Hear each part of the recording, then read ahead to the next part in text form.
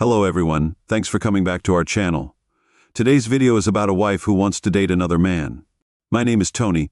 I'm 42 years old and my wife is 39. It all started on a beautiful Saturday morning when she opened up and broke everything we had built. "Tony, I need to talk." "Okay, honey, just talk."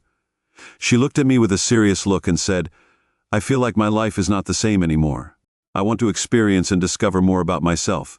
I tried to stay calm and replied, "Well, why don't we find a way to solve this together?" She shook her head and continued, "I want to date someone else. If you're interested in continuing the story, please subscribe to our channel and leave a comment." I was silent for a moment, then said, "So you mean you want to cheat on me?" "Not if you know in advance," she replied. "You're right, but it's still a breach of oath and a sin," I added. "Don't lecture me," she said. "I'm serious, so you better stop joking," she shouted. I was silent. "I've never thought about sleeping with anyone other than you. Not that I haven't had a chance, but I've always chosen you. I just wanted to remind you that you have a husband who's been with you for the past 15 years. I could hear the pain in my voice when I said that. I left the room when she announced that she was going out that night. I drank a bottle of wine and got drunk the next morning. She was half happy. I was a mess. She came in and said she'd met someone. His name was Josh. I went to the bathroom and threw up. "Are you okay, honey?" "Yeah, I'm just throwing up all the love I have left for you," I said, washing my face and lying down on the bed. "Mary, this will be the last time. Please." I asked her to think again and not to choose this path to misery. I told her he's better in bed, has a good job and looks good. She replied that if she wanted a divorce, fine, but she'd be prepared to walk away because she was going to take it all. She went on to say that it would be good. "In the long run, I ruined our marriage by sleeping with someone else," I said, closing my eyes and lying still. "We're planning on meeting tonight. You'll have to accept that," she said. Before leaving the room that night, she dressed up and went out, waving goodbye to. As she drove away, I was alone and feeling pretty broken. I quietly went into the room, opened the safe, and took out the gun. I put it on my head and closed my eyes.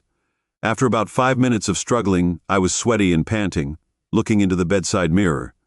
I asked, "Is that you, Tony?" I pointed the gun at the mirror and I whispered, "Bang," then went to bed. The next morning, I felt different. My wife wasn't home yet, so I made breakfast, drank coffee, and went to the nearest gym to sign up. I returned 2 hours later and found her sleeping in our bed. I decided not to wake her. Instead, I went into the bathroom, showered, and dressed. I got my fishing gear, grabbed a case of beer, and headed out to the river to fish. My mind was racing, trying to figure out how to punish my wife. I thought about drowning her in a river, blowing up her car, or even strangling her in her sleep, but I rejected those plans. After 15 years of marriage, I didn't think a divorce was worth a lifetime in prison. It would be expensive, and I didn't want to split alimony or assets. I decided to wait and see what happened. I decided I would move out of the house, but I didn't want her to live there either. A few days passed. I slept in the same bed as my wife, but I refused. She said she was spending the holidays with Josh and would be gone for the weekend, so I suggested we have sex just before Christmas. She asked how I was going to celebrate Christmas. I replied that maybe I'd find someone like she had. She was happy and gave me a hug. I felt disgusted, but I pretended to be happy. The next morning, she left, and I set my plan into motion. She wasn't interested in the house, and she didn't know that I had put it up for rent the same day she left. I signed the lease with the new tenant because I was the owner. I didn't need her signature to rent a luxury apartment in the city center with a great view. When she returned a week later, she was shocked to find the house gone. She was thrown out onto the street. I asked the new tenant to send her my address. She was standing at my door. "Why are you renting our house?" she shouted. "The house doesn't make sense anymore. Look at this apartment. It's brand new and smart. You can stay here for a night and then go back to Hungary." I said, "What do you mean?" she asked. "I mean you should enjoy more time together." I replied, I told her that the rent would cover this apartment. She stayed one night and left the next morning. It was time to deal with Josh. I made a few phone calls and found out about his job and family. I didn't want to destroy his family. I just wanted to ruin his life. I set about destroying him, leaving. I wanted to make him feel the same pain I was feeling. I'd finished my journey, and now my wife only comes to see me 1 day a week. The rest of the time I'm free to enjoy my life. There's no divorce, no alimony, and I can still use my wife for my needs. 3 months later, she came back to the apartment looking visibly upset. "What's wrong, honey?" I asked, smiling. "Things aren't going well, Tony," she replied, frowning. "It's not going the way I expected. I'm not happy, but you got what you wanted, didn't you?" "Mary," I reminded her, "you made it clear that you weren't going to leave him and that you were going to continue seeing him. Take it or leave it, you told me." She admitted, looking sad, "But I didn't think you would agree so easily." "I don't know what I was thinking, you were so clear." "Mary," I continued, "I remember the conversation like it was yesterday. You told me you'd started seeing him since last Christmas. He was better in bed than me and that you'd be spending weekends with him." "Not better, just different," she muttered, not daring to look at me. "I really thought things would continue as normal, but I'd be spending weekends or at least some of them at his place with him." She whined, rubbing her hands together. "But that's all the rest of the time I'll be living with you as normal, so you're in." I smirked. "Take it or leave it." "You had no choice," she said, "so what's the problem?" "It was just the weekends," Tony said. "Then you were generous," she said.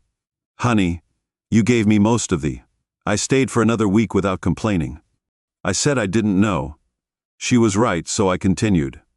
"I went on vacation with him, and when I came back, our house was rented out, and you'd moved into this fancy apartment." "Yeah, isn't it?" I smiled, looking out the large windows at the city and the river. River in the distance. "You made it clear to me that the rent from our house was just enough to pay for this new apartment, but I only get to stay here 1 night a week." "Tony?" she sobbed. "This isn't what I imagined. You didn't like it. Men." I fumbled it. "Josh hasn't been able to satisfy me since he lost his job and got beaten up that night. I don't know why someone would do that to him." "It's horrible," I said, rushing to comfort her. But in my mind I was thinking, there's no way you can. If you want to play with someone else's wife, you'll have to get scratched. If you need another night with me, I could ask Lon if she could skip Wednesday night once in a while.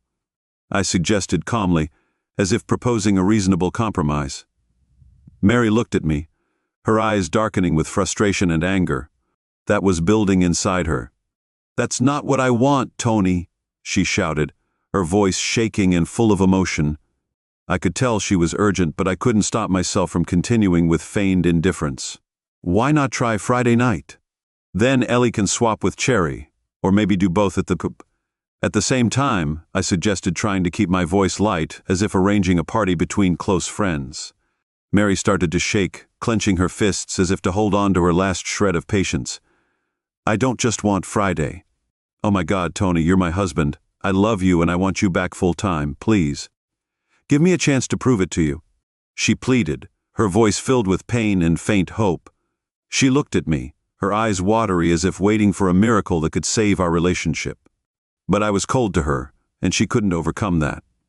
I looked at Mary, then answered, "I heard your offer, Mary." I said each word slowly, as if they were heavy stones. "We're more like friends with benefits now than a married couple. I actually enjoy sleeping with you once a week. It's a nice change from the young women I've met since you left." I paused, letting my words sink in. She listened to my offer, and then looked up at me with pleading eyes, as if my next words could decide her fate. "What is it, my love?" she asked, her voice soft and shaky, filled with both fear and hope. I smirked. I gave her a cold, emotionless smile. "Take it or leave it," I said. "What do you think? Should you accept or leave it?" Thank you for listening to the end of the video. Please leave a like and comment below if you have any thoughts on whether you should accept or leave it.